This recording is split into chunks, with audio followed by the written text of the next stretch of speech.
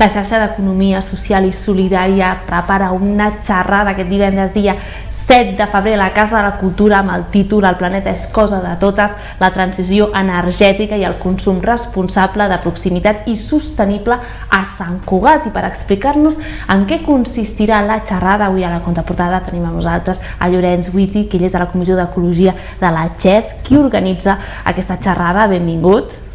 Gràcies. Dèiem, ho direu vosaltres el dia 7 de febrer, demà, el planeta és cosa de totes. De totes.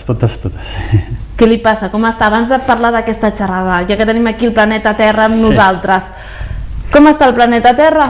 Bueno, ja ho veieu, no? Aquí està fotudet, no? I això és un estri que utilitzo a les xerrades i tallers i espectacles que faig a les escoles i instituts, i els alumnes m'ajuden a posar aquests elements a dins de la Terra, no? Partim d'una Terra en equilibri i es va desequilibrant amb una toxificació, sobretot amb els gasos que emitim a través de l'època de la industrialització i que estan fent molt malbé perquè calenten la Terra i creen com un caos amb fenòmens atmosfèrics molt intensos, com gotes fredes, com incendis que no són habituals, com el d'Austràlia, etc. El tenim aquí representat, oi que sí? Exactament, aquí està. Sí. I aquí tenim el de l'Amazònia, que va afectar fa uns mesos, oi que sí? Amazònia, sí. I aquí les inundacions, la desertificació. Espanya està en un perill de 70% del seu territori de desertificació en les properes dècades. És una situació molt greu i tothom haurà sentit parlar de la Greta Thunberg, que va iniciar els Fridays for Future, i a part està la Comissió d'Ecologia de la XES i a la XES Sant Cugat una mica també estic als moviments pel clima, i aquí a Sant Cugat tenen una bona representació amb l'Assemblea pel Clima i amb el Families for Future, Fridays for Future, Extinction Rebellion, que soc part d'Extinction Rebellion, Rebel·lió Extinció, i Teachers for Future també, Mestres pel Futur. Perdoneu que estic una mica acostumat. Dèiem, és normal, estem a hivern. Encara l'hivern, de moment, encara es manté com a hivern. Sí. Tot i que a vegades tenim temperatures molt altes. Exacte, perquè, Llorenç, hi ha cert moviment també negacionista d'aquest escalfament global. Hi ha gent que argumenta que la Terra sempre ha patit canvis climàtics, això és cert, vull dir, al llarg de tots aquests 4.500 milions d'anys que té el nostre planeta, sí que és veritat que ha experimentat molts canvis climàtics, però per a tota aquesta gent que nega aquest escalfament global, aquesta crisi climàtica, com pots canviar l'ús d'opinió? Per què assegures que el planeta Terra ara mateix està en una fase, no sé si de patiment se li podria dir? Patiment i risc d'extinció. Hi ha 200 espècies que s'estan extingint cada dia, no animals, sinó espècies. Més de 2.000 milions d'animals han mort en els incendis d'Austràlia. Aquesta cosa que pels negacionistes i tal, abans hi havia més negacionistes, no? Em sembla que el cosí del Rajoy que deia, no, esto del cambio climático tal, no? Mi primo que es científico. Ara el 97% està d'acord, i la ONU va demanar un informe als experts científics d'arreu del món, centenars d'experts, hi ha milers de dades, i els últims anys han estat mirant el que està passant, i hi ha definitiu un canvi molt dràstic que s'assemeja a les extincions massives d'espècies, les 5 darreres. Aquesta podria ser la sisena ja, Podria ser la sisena, aquesta. Exacte, podria ser la sisena extinció d'espècies, i estem en perill d'extinció els humans també. La diferència potser amb les altres 5 extincions massives que ha viscut el planeta Terra és que aquestes extincions havien sigut per factors o bé que venien de fora del planeta, per meteorits, asteroides, per tema climàtic, de l'interior de la Terra. Aquesta sisena possible extinció massiva seria ja un tema de l'ésser humà, no? Totalment. És l'acció dels humans, és una de les conclusions que han arribat, les accions dels humans des de l'època industrial, sobretot, que està causant aquest desastre. Hem estat vivint en un sistema, com una mirada així, com una mica els burros, no? Sense adonar-nos de lo que hi ha als costats, sense tenir una comprensió de la interdependència de la natura amb nosaltres. Llavors, buscant el benefici temporal amb l'agroindústria i els textils, etc. En parlarem, d'aquesta indústria textil. Doncs amb tot això, els fums, el transport, portant kiwis de Nova Zelanda, o que sigui, això fa que aquestes emissions no estem adonant i anem a la muntanya el cap de setmana, tornem, o anem un dia, tornem, i tot això no és sostenible. Malauradament, aquest sistema no ens adonem i no és sostenible. Hem de fer canvis molt importants. Durant aquesta xerrada, que realitzarà el divendres 7 de febrer a les 6:30 de la tarda a la Casa de Cultura, a part de parlar d'aquesta situació del planeta, també es presentarà el llibre La transició a les renovables cap a una energia social i solidària. És possible aquesta transició energètica? És factible també a nivell econòmic? Jo crec que hem de deixar de pensar si és factible a nivell econòmic i hem de pensar en què és el millor per nosaltres. L'important és estar vius i ser feliços. Llavors, el posar per davant els interessos econòmics ens ha fet obviar el que és més important. Llavors, hauríem de preguntar si estem a temps o no. Jo crec que és necessari, és fonamental fer aquest canvi a l'economia solidària, una economia que té en compte les persones com a eix central, i la sostenibilitat està dins d'aquests valors de l'economia solidària. I vam reunir-nos i vam parlar a la reunió de la CHES aquí a Sant Cugat i vam creure que aquest any era molt important de donar importància a l'emergència climàtica i aquesta transició, perquè gran part de les causes tenen a veure amb l'energia, les fonts d'energia aquestes, i canviar a totalment renovables i també menys utilització de l'energia, doncs això seria com la solució, part de la solució necessària. Clar, perquè quan parlem d'energies renovables, la gran pregunta que ens fem tots avui en dia és: a curt termini podem viure sense, per exemple, el petroli? Sí. En una qüestió de 5-10 anys? Sí, bueno, jo estic dins també del moviment de rebel·lió i extinció i es demana alguna que sembla increïblement radical, que en 5 anys, en el 2025, hi hagi 0 emissions, o neutres, emissions neutres. És com utòpic, realment, però si ens adonem de les conseqüències de les accions que estem fent, de les emissions que estem emitint, si ens adonem que hi ha unes quantes emissions que ja hem emitit i que es quedaran a l'aire, encara que ara radicalment deixem d'emetre, doncs hauríem d'accelerar aquesta transició, fer-la molt ràpid perquè deixem d'emitir tant.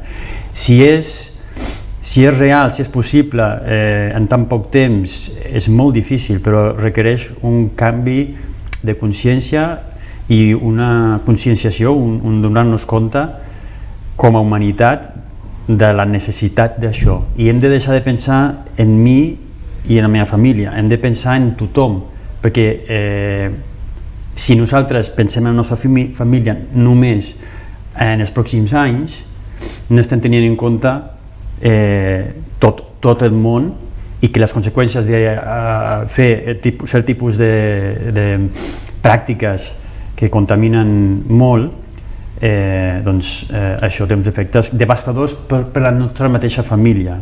Hem de pensar en conjunt, com a comunitat del món. En aquest llibre, La transició a les renovables cap a una energia social i solidària, que es presentarà demà a la Casa Cultura a les 6:30 de la tarda, també es parla d'aquests recursos naturals. Diuen que en aquestes últimes 3 generacions s'han esgotat el 87% dels recursos de la Terra. Déu-n'hi-do. Déu-n'hi-do, Déu-n'hi-do. És una crisi no només de les emissions i la toxicitat que afecta amb aquestes emissions, també és dels recursos. Hi ha un col·lapse energètic per la sobreutilització d'uns recursos que són limitats, com el petroli, més enllà de la contaminació que fa. Llavors hem de canviar aquest sistema basat en aquestes fonts d'energia i basar-lo en les fonts d'energia renovables i un mode d'utilització de l'energia que sigui sostenible. No tanta comoditat basada en aquesta energia externa i més dosificació i gestió adequada d'aquesta energia. Demà hi haurà una presentació de diferents opcions de consum responsable, d'entitats que estan fent molt per aquests canvis, perquè sigui un món sense toxificat, com som energia, som mobilitat, no? Amb l'energia elèctrica, amb el transport, el cabàs, que és d'agroecologia. També tenim Arquivac, que és una cooperativa d'arquitectes, no? També molt enfocats també en un habitatge cooperatiu, sostenible. A més de moviments d'acció del clima de Sant Cugat, Sí, allà estarem també amb Families for Future, que està pegant fort. No és gaire bona de pegar, però sí, està amb molta impuls i energia, i Fridays for Future també. No sé si podran venir al final, que tenien una altra cosa, però està amb molta energia també, moltes ganes de transformar el món. Perquè parlant d'aquestes renovables, sí que és veritat que des de l'estat espanyol no s'ha donat gaire empenta, diguéssim, a les energies renovables. Recordem que hi havia tot el tema d'impostos, totes les traves que es posava des de l'estat. Sembla que ara les coses comencen a canviar ja. Sí, jo la veritat és que estic molt content dels canvis governamentals a Ibèria, a l'estat espanyol. Molt content perquè almenys hi ha gent ara que és conscient una mica de la situació que hi ha i potser poden facilitar aquesta utilització de renovables sense posar traves. També potser podem dir que el 2019 ha sigut un any de transició, de canvi pel que fa a la lluita pel nostre planeta, amb tots aquests Fridays for Future, aquests moments, la Greta també sortint al carrer. Ha sigut un any de canvi de mentalitat.